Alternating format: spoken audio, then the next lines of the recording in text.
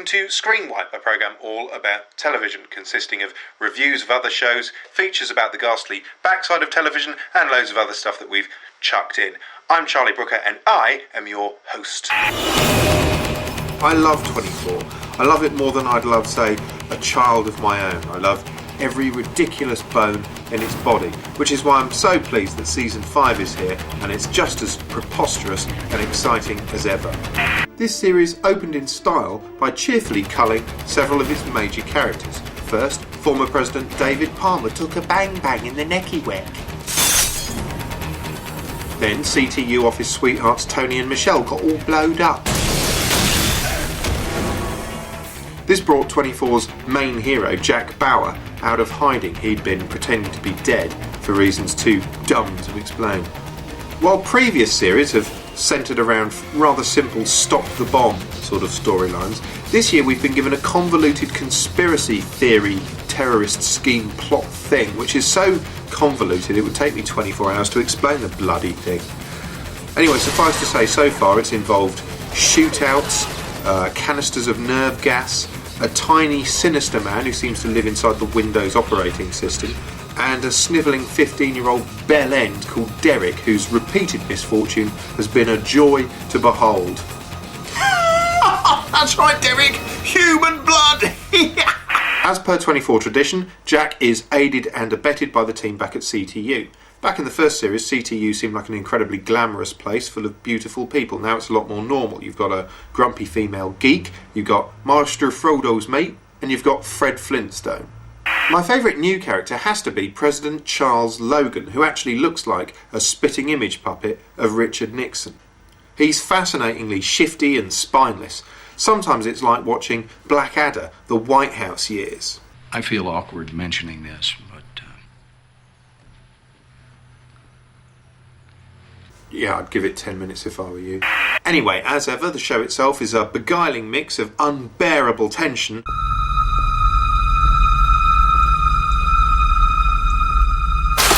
and hilariously bad soapy interludes. Jack. Spit it out! Is it true what she said? What'd she say? That you still love me? Yeah, look, can we do this tomorrow? It's just I'm on the trail of some nerve gas. Jack Bauer there is a man of extremes. He spends half his life shouting, "Where is it?" and the other half whispering gruffly and nodding and looking around. So sorry about David Palmer. I know how much he meant to you. What? I need to stay here. CTU still needs my help. What? Jack's main hobby is torture, which he always seems to relish a little bit more than is strictly necessary. First thing I'm going to do, I'm going to take out your right eye. I'm going to move over and I'm going to take out your left, and I'm going to cut you. I'm going to keep cutting you until I get the information that I need. You understand me? So for the last time, where is the nerve gas? Sorry, run that by me again. You're going to start with my right eye, then you're going to take out my left eye, then you're going to keep cutting and cutting and cutting. Okay? Stop! No, not the eye bag! God, this is like 10 years younger. Anyway, day 5 of 24 may be only a quarter of the way in, but it's already as dementedly addictive as ever. It's a bit like a bag of pistachio nuts, really. You have to keep reaching for one more, and before you know it, your table's covered in empty shells and your fingers stink of salt. Actually, that's where the analogy breaks down.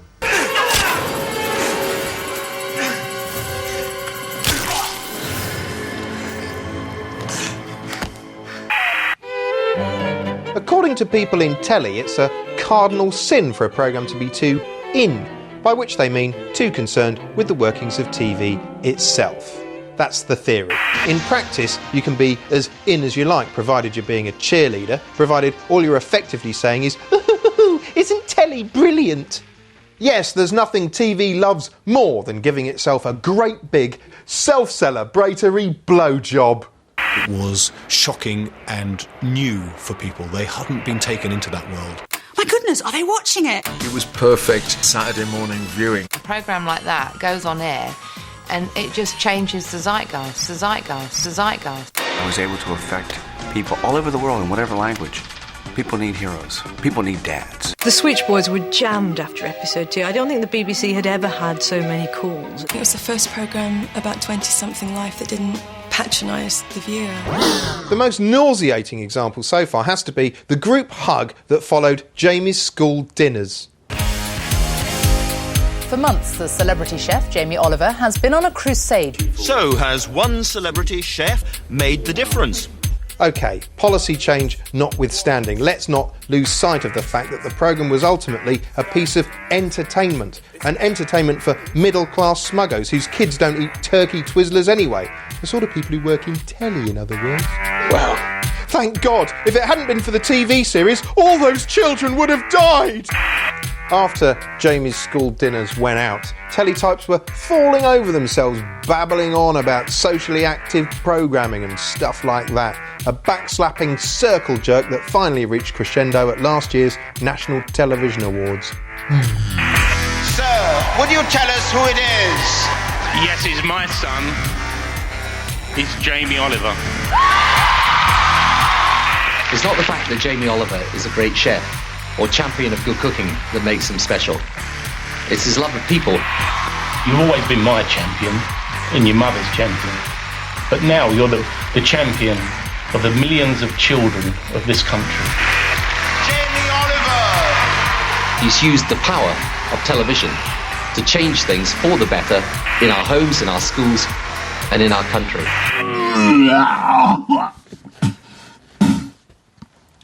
With TV taking itself that seriously, it's no wonder it treats members of the normal, non-telly public with such little regard.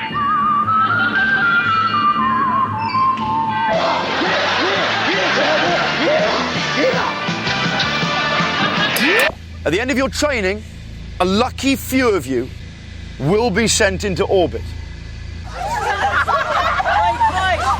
Yet when something bad happens to someone from the world of television, we get this sort of thing. It's the week the nation mourned one of its most popular television presenters. Martin Frizzell's in Jill's hometown of Weston-super-Mare in Somerset. Morning, Martin. How's the community coping? Esther, good morning. Put it this way, when I was here at the start of the week after Jill's murder, you just had to mention her name to people and they would openly weep tears. Last night when I came back and you mentioned Jill's name again, there was silence from people and then they'd say, dreadful, dreadful. Actually, you don't have to die to provoke a sense of tragedy. Just present your final edition of something. I just want to say thank you to everyone. I can't do it. No, don't worry. But most importantly, I want to thank you for sharing this incredible experience with me, for sharing my highs and lows, and for your amazing letters and cards of support. I hope to see you all again very soon, but for now, all I'm saying is... And whoever gets my job, you've got the best job in the world because you'll work with her, which is just... No, you're the best. Fantastic. Yes, TV is by far the greatest, most positive force in the universe, and every moment of it is so precious, which is why I'm sorry to tell you that this little bit of it is over. Oh, God. According to sales figures, everyone in the country's got a Little Britain DVD. It's like they're being issued by the government. But it's not the only comedy series available on Shiny Disc. Here's 3 I'd recommend which you might not be aware of. First, 15 Stories High, Sean Locke's surreal, understated council estate sitcom, which aired a few years back on BBC's 2 and 3, if you could find it. Oi! That plaster come off you? Yeah. Well, eat it.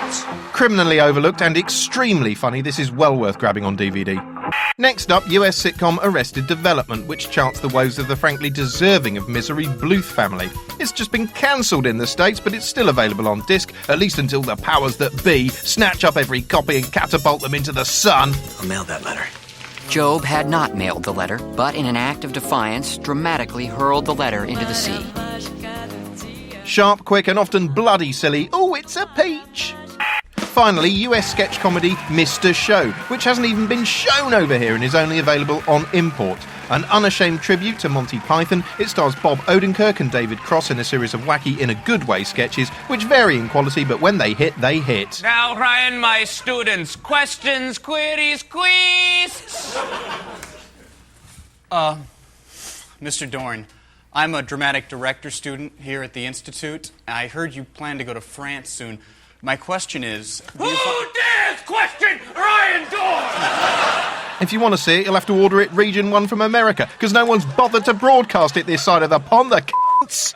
We've had game shows based on pretty much any subject you can think of. We've had game shows based on bingo. Look at the number on your middle line that you like best. Game shows based on roulette.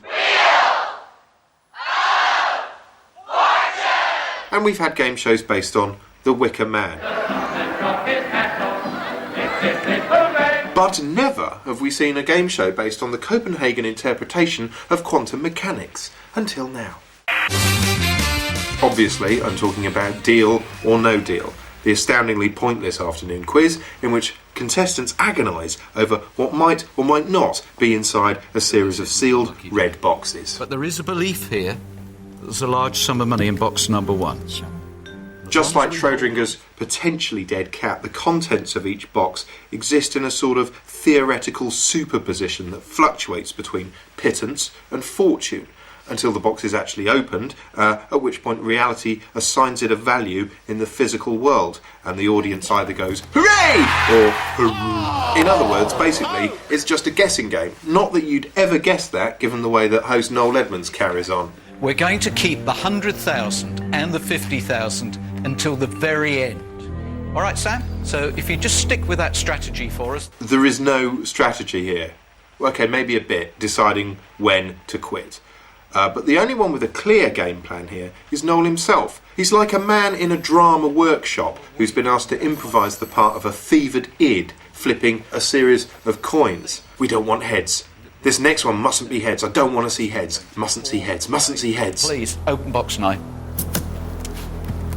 50p. Yes, it's tails. Thank God. Thank God. Thank God. Okay. Next coin. Open Don't box want to see 15, heads. please. Don't want to see heads. Don't want to see heads. Oh, no! Oh, God. I'm going to kill myself. And I'm going to kill you. Even though the game really only exists inside Noel's head, he continually ratchets up the tension throughout, and he pretty much gets away with it. Yes, I do like this situation. Watch her face really closely. Risk management. I think we've got to brace ourselves here. Hello. That's yes, Noel talking to the banker who's not really there.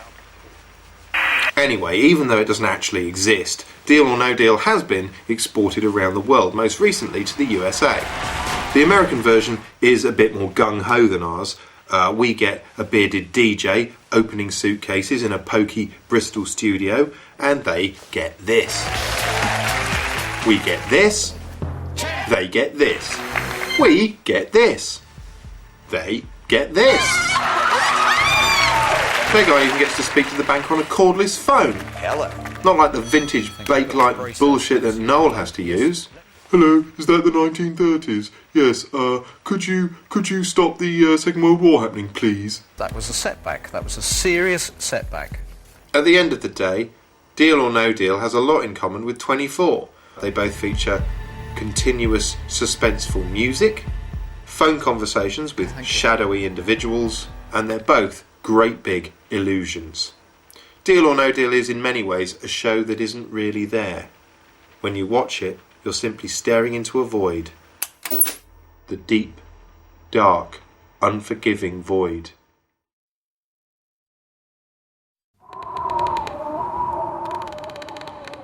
Nicky Campbell was born in Edinburgh in 1961. After studying history at Aberdeen University, Campbell gained his first position in the media as a jingle writer for Scotland's North Sound Radio. Eventually rising to present the breakfast show, he moved to London and joined Capital Radio. It was 1986, the year of the Challenger disaster and the Chernobyl meltdown. Yet despite this carnage, Campbell's career went from strength to strength. Within a year, he joined BBC Radio and broadcast to an entire nation. There he stayed for a full decade, until 1997, when he unexpectedly moved to 5 Live, where he remains to this day. But radio isn't the only side to this former Scottish baby's beau. In his capacity as a TV presenter, Campbell has worked on Wheel of Fortune, Newsnight and Top of the Pops. He currently hosts Watchdog. Campbell is also a keen runner, and in the year 2000 ran the London Marathon in aid of a landmine charity. His time, 3 hours and 20 minutes. So what next for the Scottish broadcaster? Only one person truly knows. Campbell himself. Now here's Dr. Ben Goldacre looking at some bad science. The problem with science on television is there isn't actually any science on television. They've got all these things which they claim are science documentaries, but they're too scared to put any actual science in them. In the case of Horizon, they're horror stories about how we're all going to die. Meanwhile, on Channel 4, they're running some kind of freak show. The baby with two heads, the twin that gave birth to itself. I honestly wonder why they don't just go back to the 18th century and start charging people tuppence to poke at the freaks through the bars of their cage. Meanwhile, they've got these people with sort of correspondence course PhDs from non-accredited colleges in America. I mean, when was the last time that you heard somebody talking about chlorophyll or photosynthesis on national television? You wouldn't get it in a science show, but with Gillian McKeith saying you should eat lots of dark green leaves because that will really oxygenate your blood, you get it at 8 o'clock prime time television. Chlorophyll in chloroplasts only makes oxygen if it's in sunlight. There's no sunlight in your gut. The only way that spinach is going to make oxygen in your bowel is if you stick a torchlight up your arse. And even then, you don't have gills in your bowel. I mean, it's just preposterous fantasy. And she struts about in a white coat in a laboratory next to racks of electronic equipment as if she knows what she's talking about. The thing about alternative medicine, the evidence as it was called, is that the tone throughout is, I'm a scientist.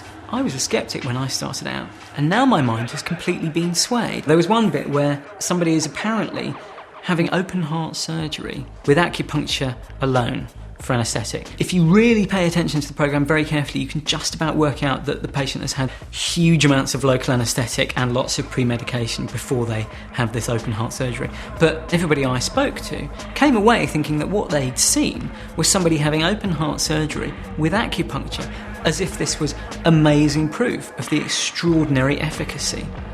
I just don't buy that. Even in the advert breaks, you get flaky science. You get things like, the Sillet Bang ad, where they say it gets rid of limescale, which is calcium carbonate, and we can prove that by chucking a lump of calcium metal into a dish of Sillet Bang. You chuck a lump of calcium metal into a dish of water, and it will do that. Any metal from the group on the periodic table that calcium's in is going to do that if you chuck it in water. What I want to see for science on telly is a proper show that says, here's an interesting new idea and here's the evidence for and against, because that's what science is all about. If they can't give me, here's an idea and here's the evidence, then I'm just not interested. Now, have you ever watched TV and thought to yourself, oh, for God's sake, can't we do better than this? I mean, we've built cathedrals. Surely we can come up with something better than yet another light-hearted detective show in which Martin Clunes runs around the Haywain solving shit crimes, or some edgy comedy prank series in which a grinning youth presenter farts into the mouth of dying OAPs and then runs away cackling. Why is there so much on-air bibble? And come to think of it, why is so much bibble replicated time and time again? Surely there's better televisual songs to sing! Well, the good news is there are. The bad news is the world doesn't work in their favour. Let's say you've got a groundbreaking idea for a show about a Cockney Cyclops in a fez. You think it's brilliant. But if there's going to be any chance of it getting on TV, you'll have to convince a commissioning editor that it's brilliant too. Commissioning editors are TV's primary gatekeepers, the first ones who'll say yes or no to your idea. And they're always under intense pressure to continually jizz out a string of hit shows. The moment they hear about your poxy Cockney Cyclops in a fez, a billion different thoughts occur to them. Thoughts like, hang on, wasn't there a show 3 years ago where Patrick Kielty wore a fez and didn't that rate badly? Does he have to be a Cyclops at all? Could he be Martin Clunes instead? Yeah, and the audience doesn't like Cockney, so let's put him somewhere in the Pennines. That'd be handy, because we've got to get our regional quota up. Oh, actually, bollocks to all that. Let's just make it a reality thing where a naked celebrity has to live in a barn full of tramps. And then 6 months down the line, when you're toiling away on your celebrity tramp barn thing and trying not to kill yourself, a rival channel inevitably comes out with a show about a Cockney Cyclops, which turns out to be a huge hit and was commissioned by a man who didn't ask any awkward questions at all because he spends all his time sitting behind his desk doing this. But surely not all commissioning editors are either overcautious or just outright insane, are they? Oh, let's make one up and ask them. End of the day, your commissioning editor, right, just looking for that one hit show, what's going to stop them being sacked. That's why every instinct is shrieking, play it safe, sunshine at you. Does it use any particular voice? What do you mean? Well, does it use the voice of a girl or does it use the voice of a haunted well? Does it go, oh, play it safe? Oh, I don't get you. Sorry, that was a very stupid question. Still, it's not fair to simply blame the commissioners like they're the Daleks or something. It's fairer to blame the entire TV industry's idiotic obsession with ratings and demographics. The channels will often send out a sort of shopping list detailing exactly the kind of viewer they're hoping to attract. Here's a typical example. We need to attract more 16 to 34-year-old males to our post-watershed slot. ABC One's urbane, reasonably affluent, interested in extreme sports, love shoes, hate hats, eat chips, once threw up on a swing, blah, blah, blah, and so on. Trouble is, the moment you tailor your content to a demographic like that, you're doomed. You're chasing a fictional average schmo who doesn't really exist in the real world. All right, people in marketing might disagree with that, but f*** them, they're idiots. Here's proof.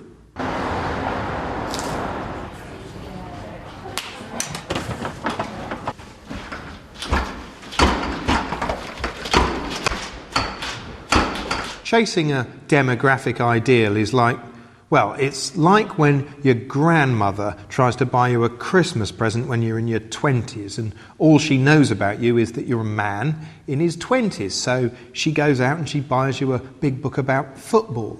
But you hate football. Well, you do if you're me, so Granny done wasted her time.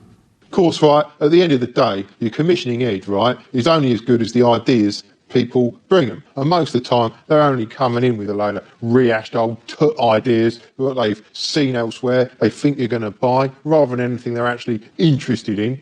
That's why you end up with a schedule full of interchangeable bloody smush. Can I say smush? You can say smush, yeah. Yeah, interchangeable bloody smush that, well, OK, passes the time, but ultimately it don't spell by no one, does it? Well, no, apart from the readers of Hooray for Smush magazine, that is.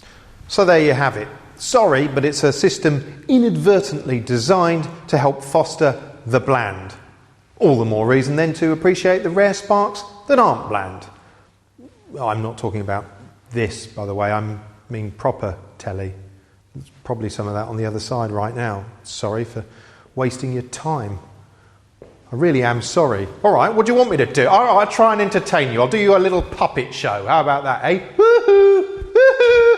Is that better? Has that made it up to you? Has it? You f***ing arseholes! Now on BBC One, more from the Animal Hospital.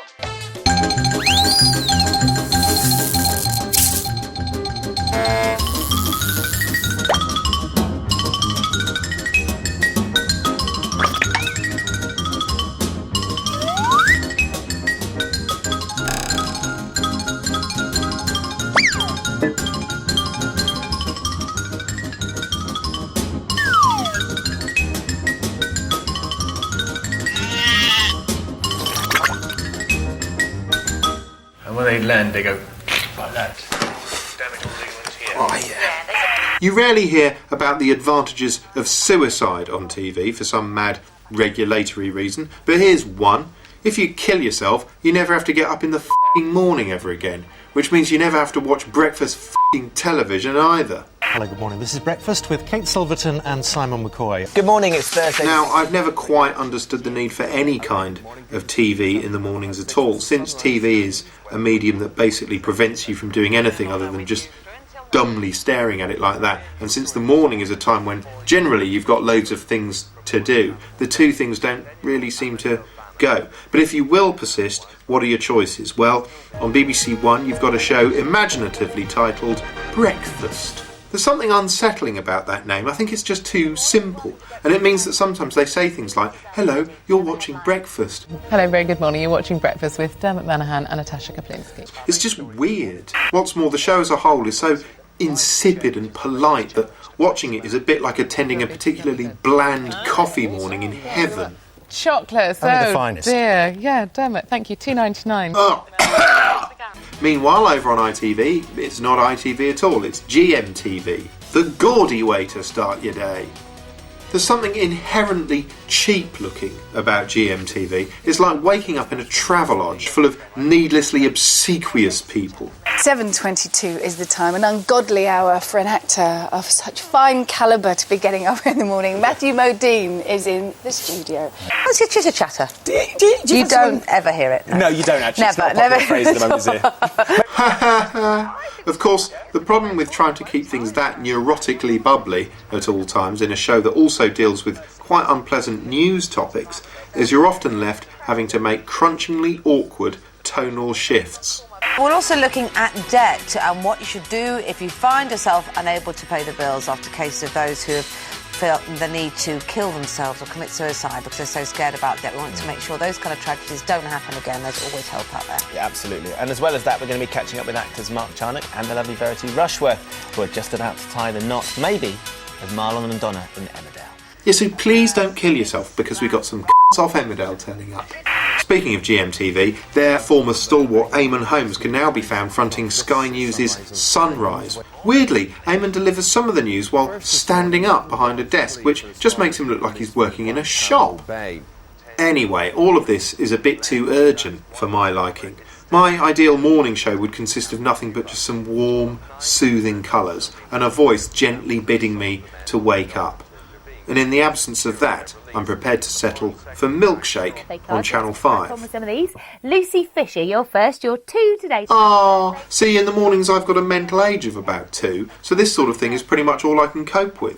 My favourite part of Milkshake is an imported Australian show called High Five, which stars a Steps-like band whose relentless chirpiness I find weirdly moving at that time of day.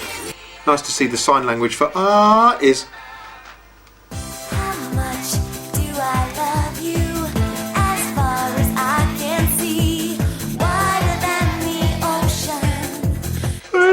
I love them too.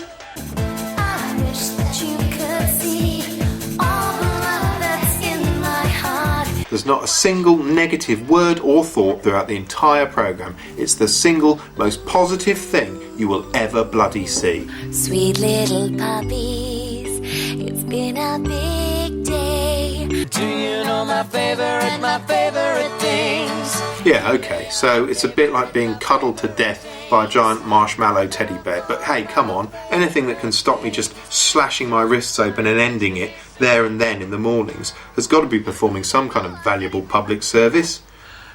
Well, it has in my opinion. On next week's show, some old continuity. Anthea Turner might chin someone, and TV gets seriously frightening. The film you're about to see shows what happens when a 1 megaton nuclear bomb explodes over central London.